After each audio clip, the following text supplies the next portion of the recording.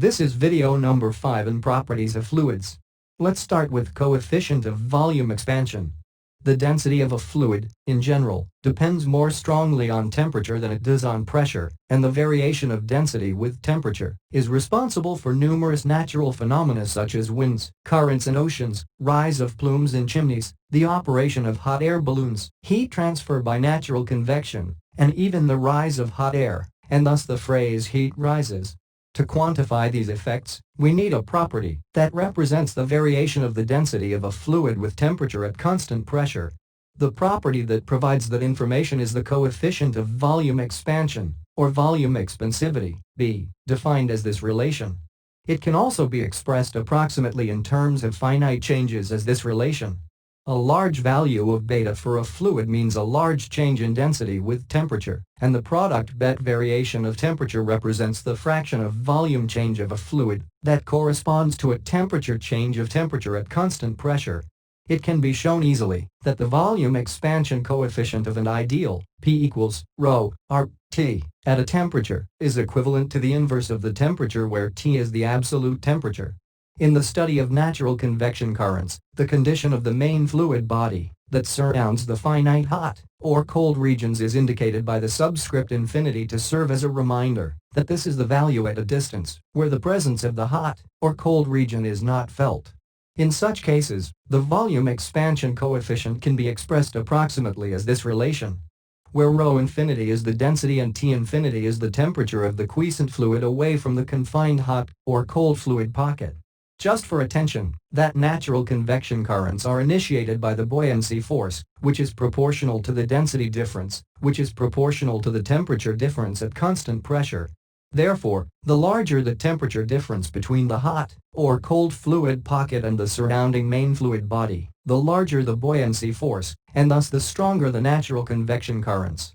The combined effects of pressure and temperature changes on the volume.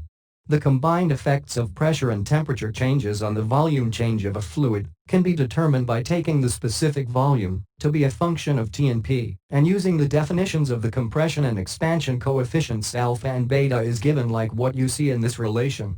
Then the fractional change in volume, or density, due to changes in pressure and temperature can be expressed approximately as this. The second part is talking about viscosity. When two solid bodies in contact move relative to each other, a friction force develops at the contact surface in the direction opposite to motion. To move a table on the floor, for example, we have to apply a force to the table in the horizontal direction large enough to overcome the friction force. The magnitude of the force needed to move the table depends on the friction coefficient between the table and the floor. The situation is similar when a fluid moves relative to a solid or when two fluids move relative to each other. We move with relative ease in air, but not so in water. Moving in oil would be even more difficult, as can be observed by the slower downward motion of a glass ball dropped in a tube filled with oil.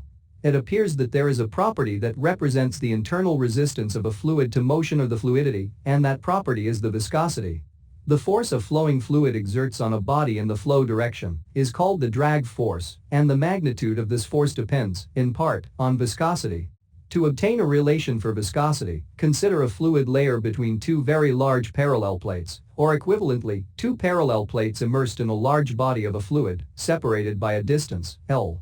Now a constant parallel force, F, is applied to the upper plate, while the lower plate is held fixed.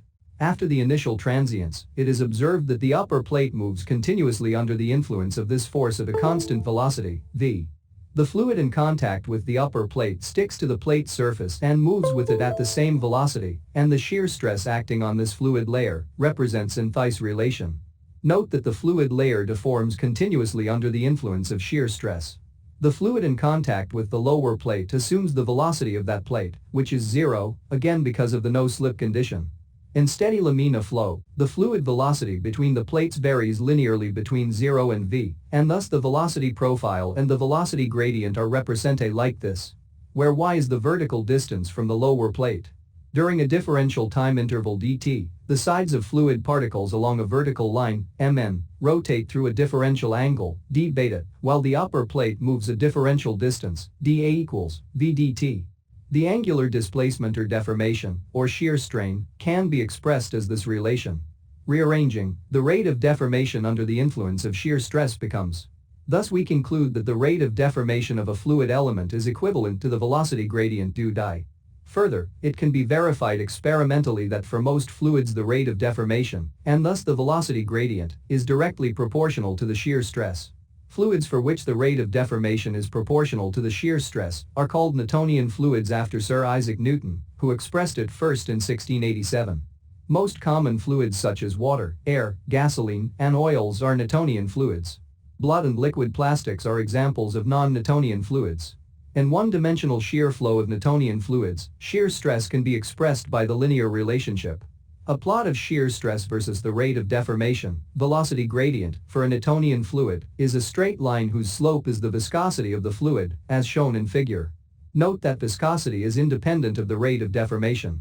The shear force acting on a Newtonian fluid layer, or, by Newton's third law, the force acting on the plate, is represented, where again A is the contact area between the plate and the fluid.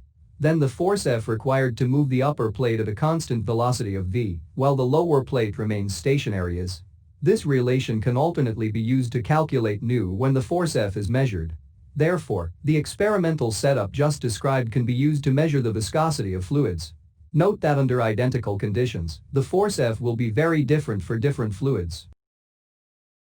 For non-Newtonian fluids, the relationship between shear stress and rate of deformation is not linear, as shown in figure.